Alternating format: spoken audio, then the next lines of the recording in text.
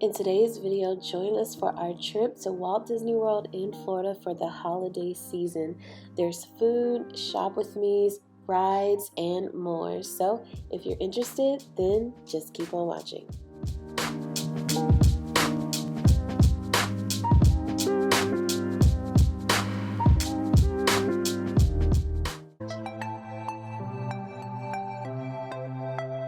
The carry-on bags, if you would like.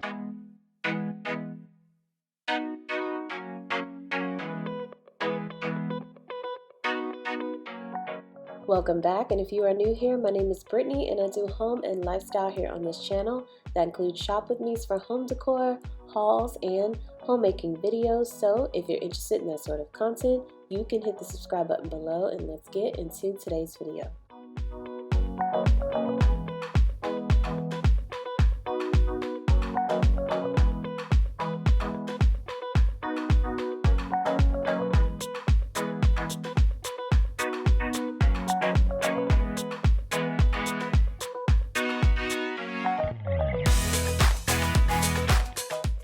So if you've been watching the channel, then you may notice we took a trip to Disney about 5 months ago, but it was just for the weekend. This time we went for a full week, and so that we could really enjoy ourselves and take time and visit all of the parks, everything that they had to offer that my son could enjoy, including all of the transportation modes that they had, visiting other resorts on the property, also doing dine-in instead of quick service meals. And as soon as we got there, the first thing that he wanted to see was the animals. So I thought that it was perfect because I had already booked a reservation at Sanaa, which is at the Animal Kingdom Lodge in Kidani Village.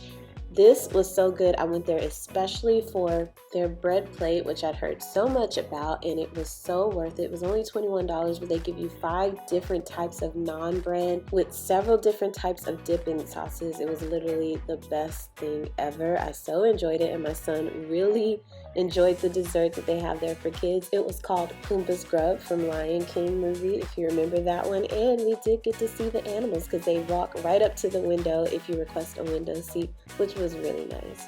So one of the things that I highly recommend is that you get in early on day 1 and you leave late on your last day. That way you can experience having time to do other things outside of the parks, whether that be relaxing at your hotel or going to Disney Springs or going to other resorts. It was just really nice to be able to do all of that. On our first full day, we actually started out at Epcot and immediately went to the Ratatouille ride because I didn't want to stand in a 2-hour line.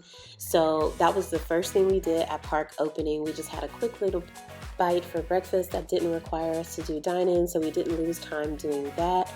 There's a couple of different ways that you can attack Disney. You could do 1 park per day without paying for extra to have the park hop. We actually did do park hop because I like being able to transfer to a different park, but you actually can save money if you don't do the park hop.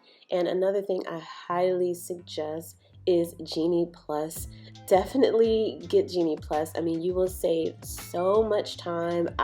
In my opinion, this is the first time that I've ever did it, and compared to the last time that we went, we saved so much time and was able to ride so much more rides because we had Disney Genie Plus this time.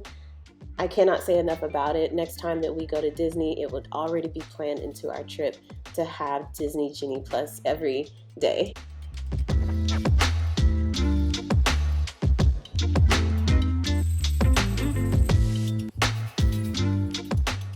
I was really surprised to see that they had a girl line at Disney. I thought that was pretty cool. It fit right in with the theme. And after we finished Ratatouille in the French section, we did hop back to the UK section to get the fish and chips for lunch.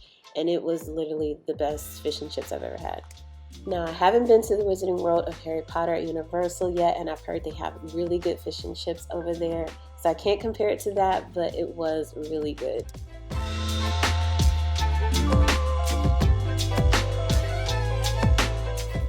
One of the things that someone asked me while I was there was, how do I keep my phone charged all day? Because they saw me filming on it. I'd rather film on my phone because the camera quality is just as good as my Canon, especially when I'm on trips like this. So portable chargers is how I do that. When my phone is running low, I stick a portable charger on there, and then when it's fully charged, I take the portable charger off and I attach it to another bigger portable charger while it's in my bag so it can charge while I'm walking and still using my phone. And I just do that repeatedly.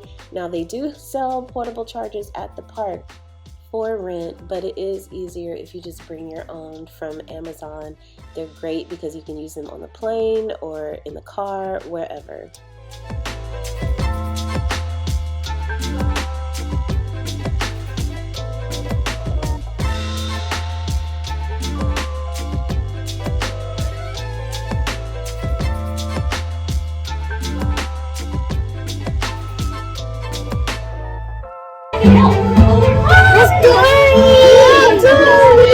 Where?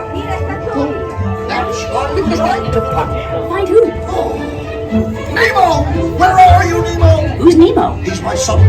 You know that. I do.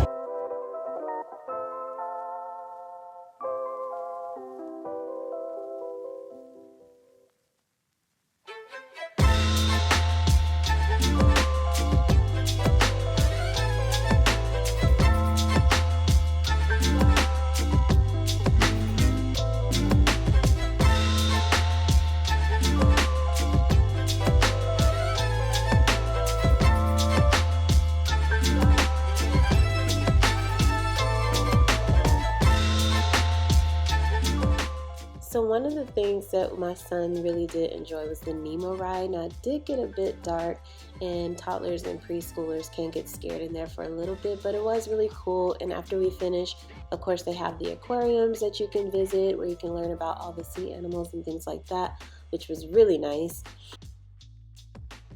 My son thoroughly enjoyed being able to see the dolphins and the dory fish as well.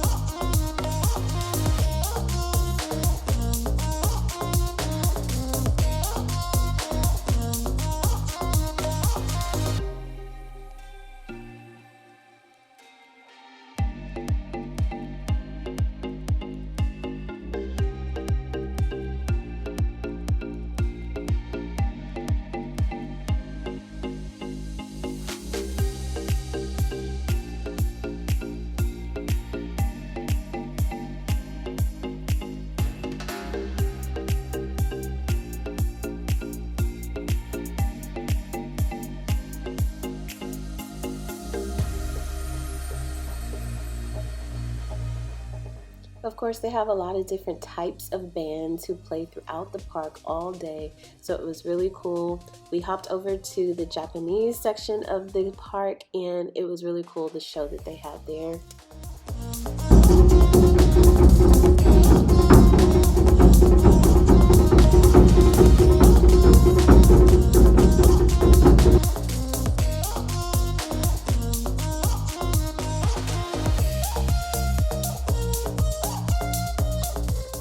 Then we hopped over to Norway and did the Frozen Ever After ride. This was perfect because, again, Genie Plus, and if you pay for Genie Plus, there's so many different rides that are already included in your lightning lane. All you have to do is book it. And so we had done that at 7 a.m. Every morning at 7 a.m. I would wake up and book our lightning lanes that we wanted for that day, and every 2 hours I would book another lightning lane. So it's just really nice because a lot of these rides have 2-hour waits if you're in standby, but if you have lightning lane, sometimes you can walk right up to the ride with no wait. I know when we did the Slinky Dog Dash over at Hollywood Studios, there was over a 2-hour wait and standby, but the Lightning Lane was only a 5-minute line. So just saying.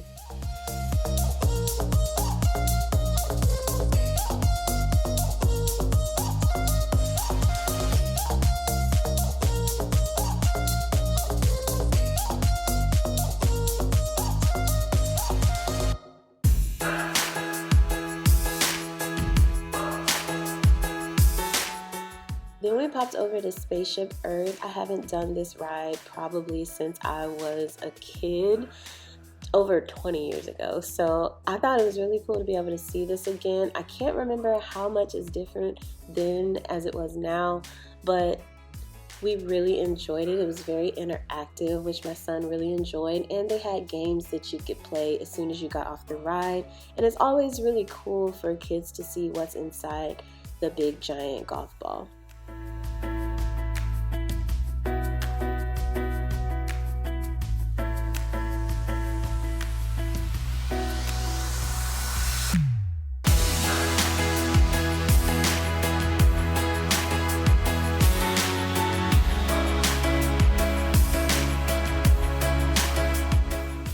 We also dined at Coral Reef, which again was really cool because my son had requested to see the fish. So it kind of just fell in line. He was able to see the aquarium while we ate, and the food was decent. I only had the soup and salad since I wasn't too hungry yet from the fish and chips. And the prices here weren't bad. I think I might have spent about 30 bucks. And that was before tip. But one of the cool things about Disney is they will allow you to substitute one of the kids' sides for a kid dessert, which my son really loved. And of course he had pasta from the kids menu. I didn't want to be too full because we did have reservations for Beat Our Guests at Magic Kingdom later that night. So then we parked hop over to Magic Kingdom from Epcot on the monorail, which my son really enjoyed because he'd never ridden it before, so that was fun.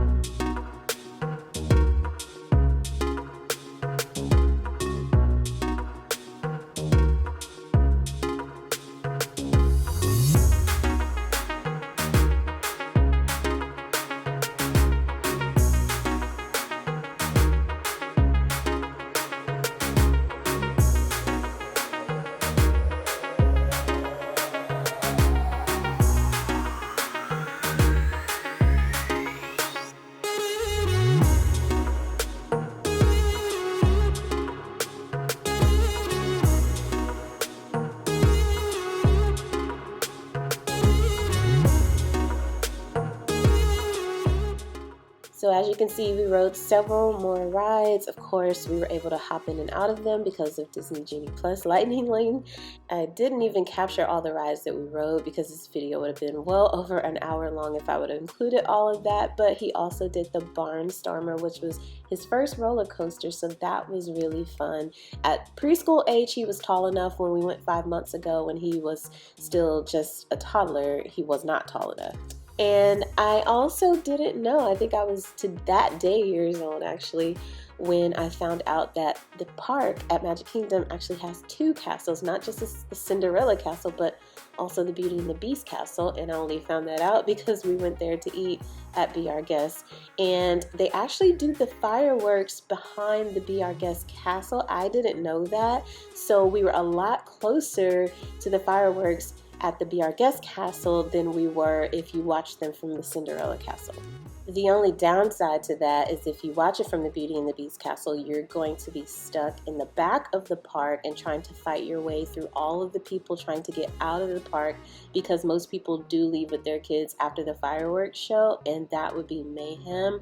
I actually prefer to watch the fireworks from the beginning of Main Street at the front of the park, right where you can meet Mickey. And just FYI, it's perfect to meet Mickey during the fireworks because the line is typically only 5 minutes long versus 2 hours long outside of the fireworks. So there you go.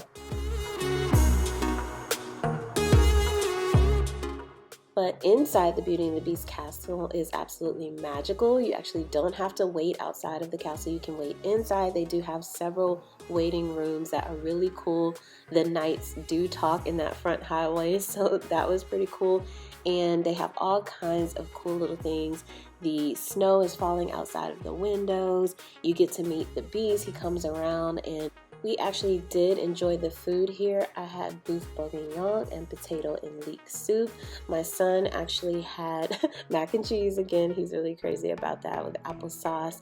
And the desserts that they give you here are really cool. We were actually there pretty late, like it was going on 11 o'clock. And just so you know, if you stay at the Disney resorts, you can stay later at the park than everyone else. And so you can stay as late as 11:30 if the park is closing at 11 that night. It was getting about 10:30 this night, so we skipped the dessert at the restaurant and had them box it for us, but the gray stuff really was delicious.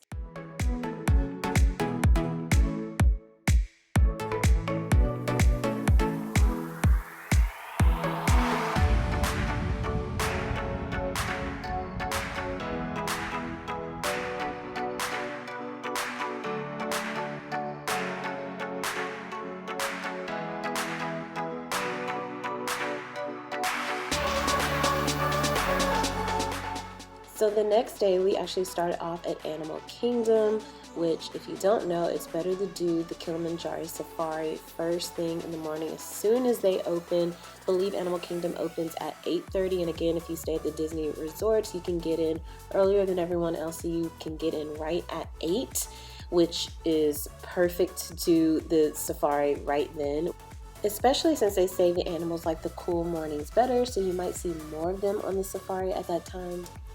The first time we were there a few months ago, we did it first thing in the morning. This time we park hopped back to Animal Kingdom on another day and did it right when they were closing, which was nice as well. I was able to get a lightning lane for it, and again, the lightning lane line that time was only 15 minutes, whereas the standby was almost 3 hours long. We actually ate breakfast there.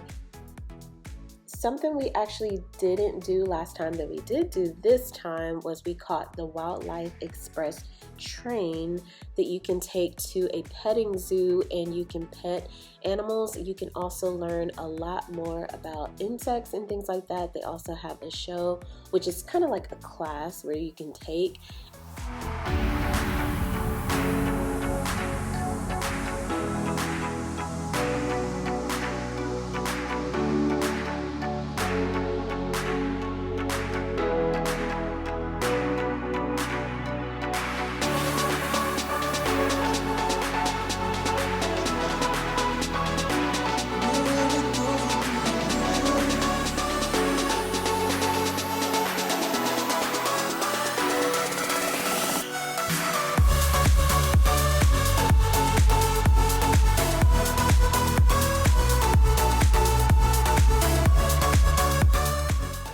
did the Tough to Be a Bug ride this time as well. It's more of a show, but it was pretty cool, and it's cool because it's inside of the Tree of Life from Avatar.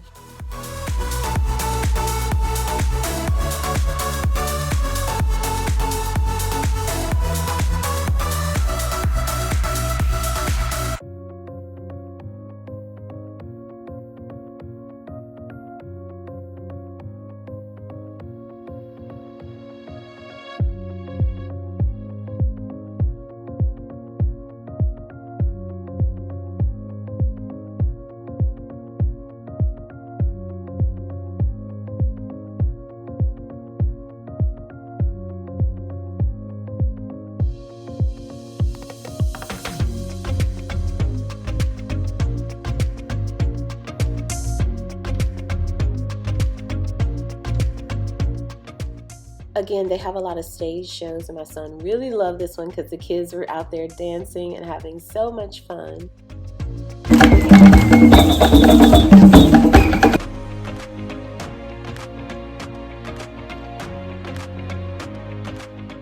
We went over to Dino Land this time as well inside of Animal Kingdom, which we didn't do last time, and it's perfect for toddlers and preschool kids. It's basically like a big country fair.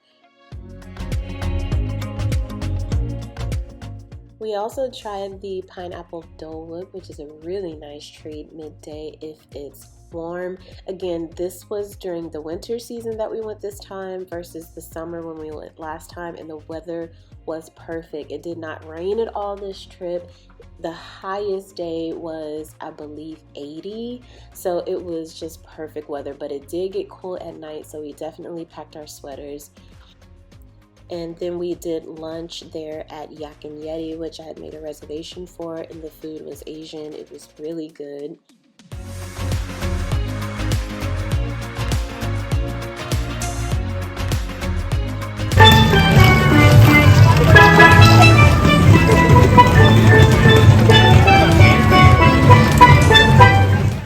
On this day, we parked back over to Magic Kingdom. We did that on multiple days because there's just so much to do at Magic Kingdom for preschool and toddler age kids.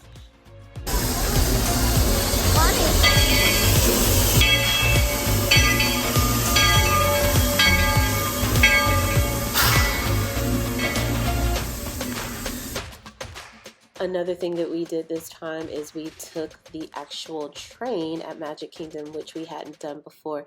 And this is pretty cool because it goes all the way around Magic Kingdom in its entirety. So you get to see a lot of the rides while you're on there. You can see the monorail. You can see so many different things. And I thought this was a pretty cool ride. It actually has 3 stations, so you can get off or on at any one of those stations. We actually stayed on and rode the full loop and came back to the station that we got on at, because that was where we had left our stroller, and that's where a majority of the rides that we wanted to ride that night were located.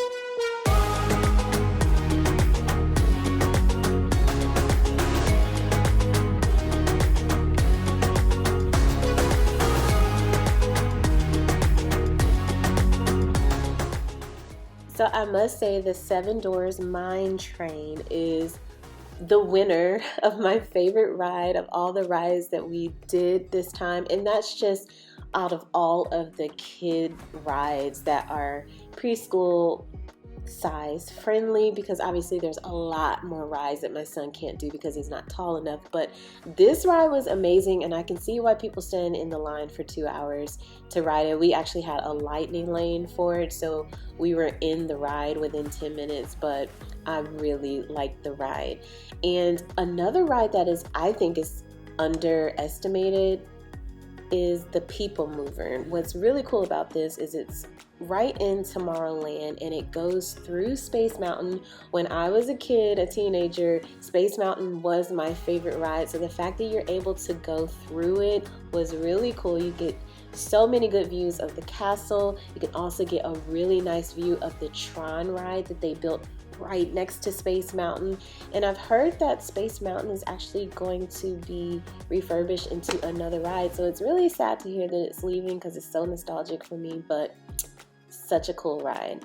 We then did the Buzz Lightyear ride, and you can see I got 73,000 points, pretty proud. I'm sure it's not the highest, but I did pretty well. Another cool thing is the newer Magic Bands light up during the fireworks show, and that is pretty cool. They also kind of do this weird kind of light up thing when you're walking through the park at night for different reasons. I haven't quite figured that part out yet, but they are nice. But they are kind of just as dangerous as an Apple Watch because you can charge things on them.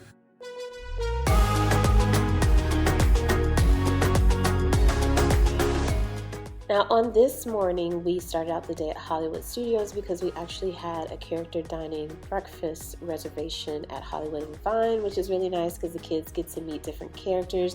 This particular day they had characters from Disney Junior, so that was cool. My son got to meet a lot of different characters there, and they had a buffet breakfast, which was cool.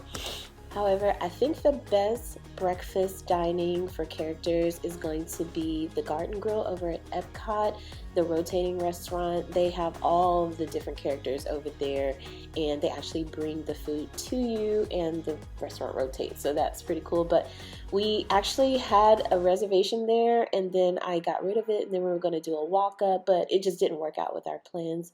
But Hollywood and Vine was nice as well. But the main reason why we went to Hollywood Studios, because they really don't have a lot of rides for kids there, is the Mickey and Minnie Runaway Railroad ride.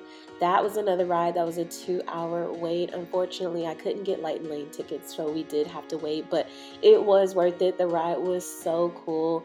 I actually loved the tornado part, but my son didn't. So another part that we really enjoyed in here was the Daffy dance studio, because it was such a cute part of the ride, and the actual car moves with her dance movements. So I thought that was so cool.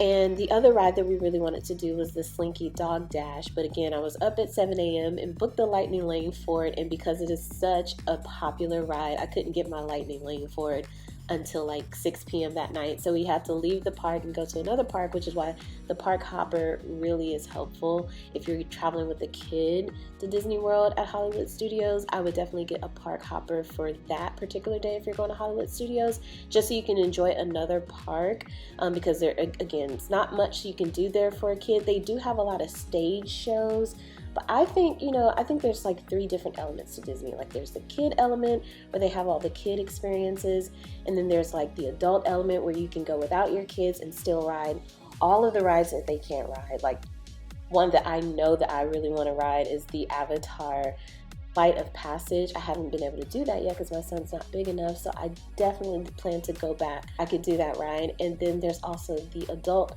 like the senior element, where they have a lot of shows and things, especially at Hollywood Studios, like Indiana Jones. I did that when I was a kid, so kids can still do those type of shows, but my son was all about the ride. So he wanted to go on the Skyliner, so we did that. And he wanted to go on the boat ride, so we did that, and that was pretty cool.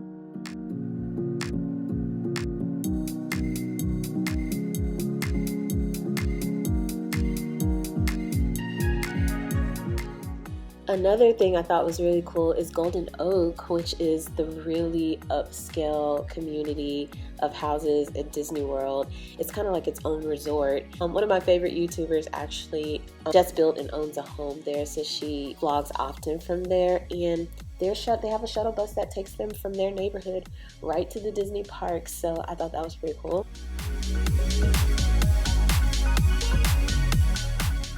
And this was actually the day that we parked hop from Hollywood Studios back to Animal Kingdom because I was able to get a lightning lane for the safari ride. So we went and did that, and then we came back to Hollywood Studios in the evening for our lightning lane for the Slinky Dog Dash.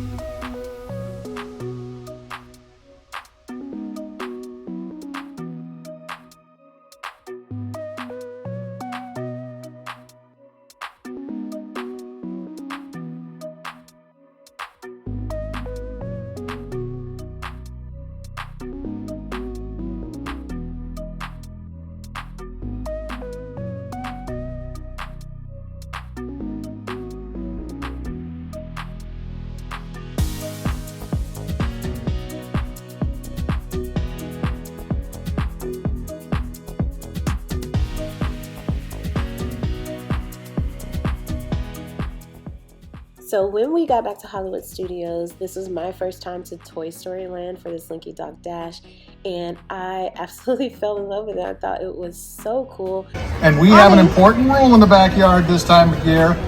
Have a happy holiday season! And actually the resort that we stayed in actually had a Toy Story section. We actually didn't stay there. We stayed in the 101 Dalmatian section. It was right at the front of the resort, but the Toy Story resort that they have was pretty cool because it's themed after Andy's rooms. But as far as rides go, on a scale from the best, specifically for preschool age kids for the 40-inch height requirement, Seven Dwarfs Mine Train was definitely my favorite. Slinky Dog Dash was definitely my second favorite, and the Barnstormer was definitely my third favorite.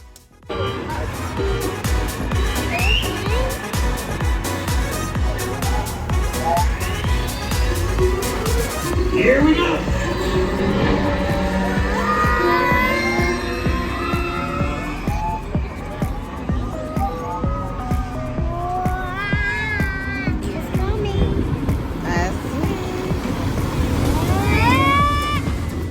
One of our favorite parts of the trip was the snow they do in Magic Kingdom right before the fireworks at night. It is really cool. The snow is made of soap, so just a reminder not to have your kids try to lick it. Also, we rode the magic carpets of Aladdin right after we did Pirates of the Caribbean in Adventureland right during the fireworks. It was the perfect view of the fireworks in my opinion. I know one night we were rushing through the crowd to try to beat everyone out during the fireworks, and we walked right under Tinkerbell and she zip lines from the castle. Of course I didn't catch it on video, right? Because I couldn't capture everything in this video. But we really had a good time, and we didn't waste time to get some photo ops as well. Told you guys our favorite rides, but our favorite dine-in was at Be Our Guest, and our favorite quick service was the fish and chips at the UK in London, and our favorite cool snack was the pineapple Dole Whip, and our favorite warm snack was the cheeseburger spring rolls from the spring roll cart in Magic Kingdom. The garlic aioli was chef's kiss. So I hope you guys enjoyed this video and found it helpful for some Disney tips if you go or are planning to go. I definitely love Disney World. I've been 4 times in my lifetime, and I plan to go back so many more times, so I just really love it there. You can give this video a thumbs up if you did enjoy it, and you can also hit the bell notification to be notified when I upload on Mondays, Fridays, and Sundays. On Mondays we do shop with me at all my favorite home decor stores. On Fridays we hit up Target to see what's new in home decor, and on Sundays I bring you lifestyle and homemaking content, especially from the new house. So I hope to see you in another video, which might be somewhere on your screen, but until then, be your own kind of beautiful.